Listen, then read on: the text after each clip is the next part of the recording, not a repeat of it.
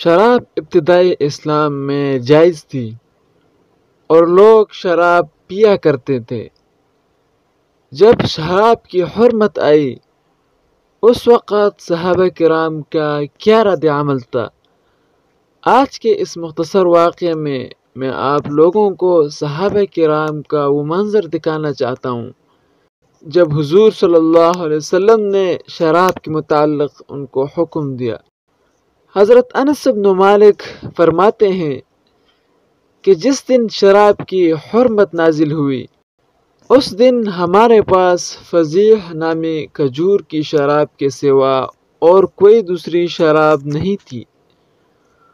اس دن میں حضرت ابو طلحہ کے پاس ساقی بنا ہوا تھا اور کھڑا ہو کر حضرت ابو طلحہ اور ان کے دوستوں کو شراب پلا رہا تھا۔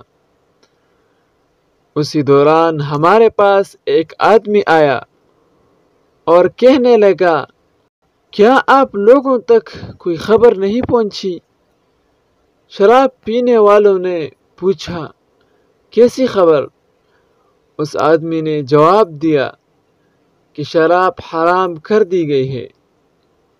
جیسے ہی لوگوں نے یہ سنا کہ شراب حرام کر دی گئی ہے، کسی نے اس کے متعلق کوئی سوال نہیں کیا اور کہنے لگے، اے انس، شراب کا یہ مٹکا بہا دو۔ میں نے لوہے کا ایک اپنا دستہ لیا اور مٹکوں کے نیچے مار مار کر سارے مٹکے توڑ دیے۔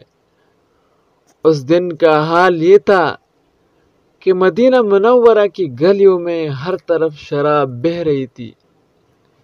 پھر شراب کی حرمت کو جاننے کے بعد لوگوں نے ہمیشہ کے لیے شراب پینا چھوڑ دیا۔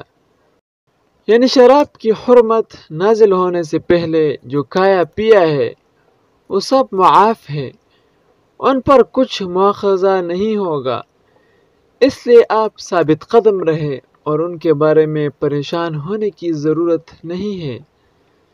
اس سے یہ بات معلوم ہو گئی کہ رسول اللہ صلی اللہ علیہ وسلم کے اصحاب کا یہ جذبہ اطاعت تھا کہ جیسے ہی انہیں یہ معلوم ہوا کہ شراب حرام کر دی گئی ہے، ان لوگوں نے فوراً شراب پینا چھوڑ دیا اور اس کو بہا دیا۔ اللہ تعالی ہمیں حضور صلی اللہ علیہ وسلم کی کامل اطاعت کرنے کی توفیق عطا فرمائے۔ آمین ثم آمین۔